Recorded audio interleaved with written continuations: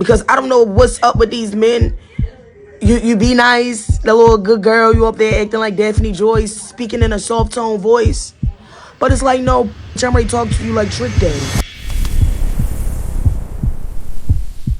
Simply put, if this is the level of conversations you're having around you as a man, you have some work to do. Subscribe, let's talk about it. And you do need to show these niggas that they a bitch sometimes. You need to throw that little razzle-dazzle of disrespect to let that nigga know he can't play with you. Because I don't know what's up with these men. You be nice, the little good girl, you up there acting like Daphne Joyce, speaking in a soft tone voice. But it's like, no, bitch, I'm ready to talk to you like Trick Daddy. You want to abide by these rules, or you want to get the fucking step in? It's like, I'm no longer being nice to men anymore. I've tried, Effie, I've tried. I've really honestly tried to be nice to men, but it's like, it don't work. I try to play the good girl role, try to play the innocent, I don't want your money role. I'm fucking lying for now on. I'm a trick. My hand is out. No, actually, I'm the treat. He's the trick. My hand is always out. Gimme, gimme, gimme, gimme, gimme. I'm baby fucking Mr. Krabs. Do you hear me? I don't think you motherfucking understand. I'm done being nice. Disrespect these bitches. So we know, yeah, dating is fraught with risk. There's fraught with harm. You get cheated on, you get hurt, you get your heart broken, and then it changes you into some sort of monster, right? Like, this is a story time for kids. The truth of it is, like we said, if this is the level of discourse around you, then this is a good indication that, and you're noticing, and it's bothering you, that it's time to sort of start pruning your circle around you. This goes for men and women. If this is what you're hearing in your real time, in your real life, then understand this is probably a reflection of where you are. If this is what matters to you, if this is how you think things are supposed to go, then fine, stay right here. Continue to have the same sort of interactions that get you absolutely nowhere, because this type of thinking and discourse, it simply just pulls us, farther and farther apart. If you think that being mean to men is a solution, it's a reaction, like she described, from being hurt. Hurt people, we get that. But that very next person that you meet has nothing to do with any of that pain that you experience in your life. Nothing. Absolutely nothing. It's part of you being an adult. It's part of you being a healthy, functioning adult. And I'm starting to realize that so many of us do not understand what that means. Think about it like this. How dare you let that asshole, male or female, in your past now determine how you go out and meet the world? That person that was so awful that you're ready to write off, that you're ready to say F him and everyone that looks like him. Why? Why does that person still have that much of a hold on you and your psyche and your heart?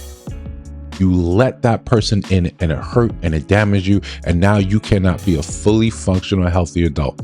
The rest of your interactions, relationships, romantic interests is all clouded by that relationship you have with that person or several of those people. No one in your life should have that much authority over you. No one. But you seed it, you give it all the time, every single day.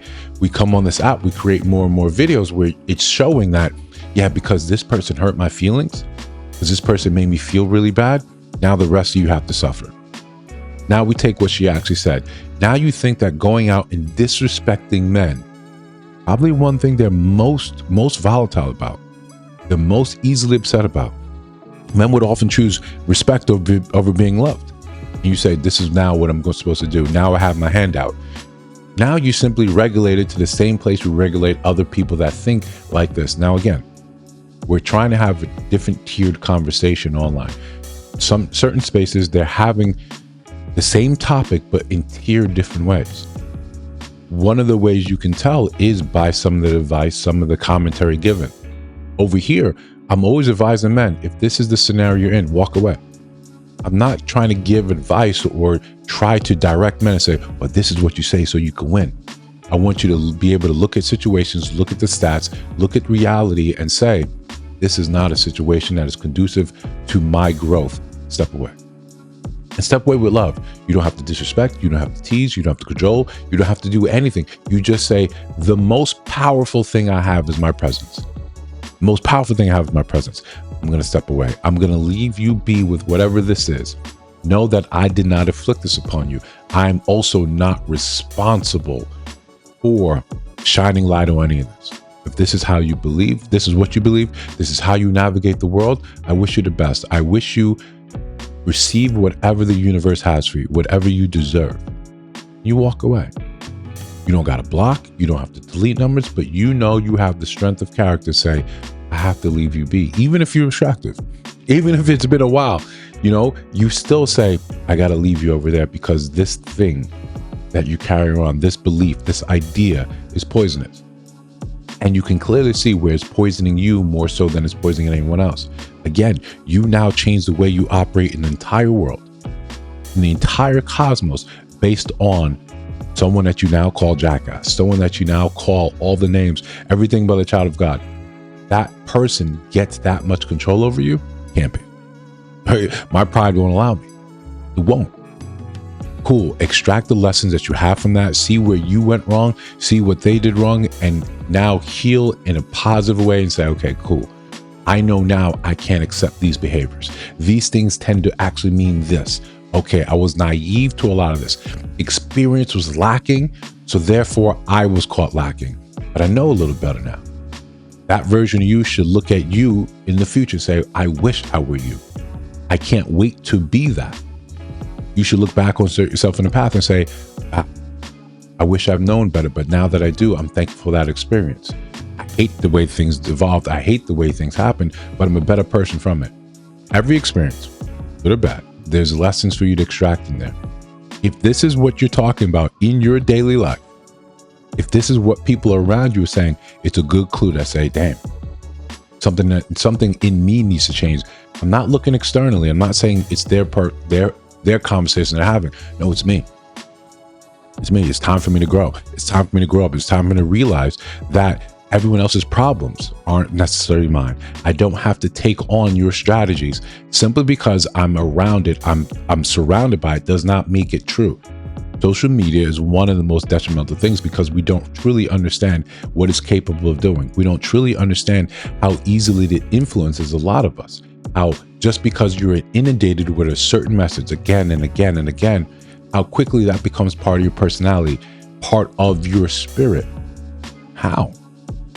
When did you allow that? When did you cede authority to someone else's imagination? Because a lot of these stories are made up. A lot of these stories are made up. You believe it wholeheartedly, you open yourself to it, and then internalize it and say, now, yes, I too agree. You got to be mean to these men. You got to disrespect these men. On the other hand, you can see, you don't look at some of these stories about the violence that befalls upon women. You don't look at some of these stories about how detrimental it is. You don't look about some of these stories where men simply say, I don't want to be disrespectful. I refuse. None of this is giving you actually strategies to actually find something that you actually want.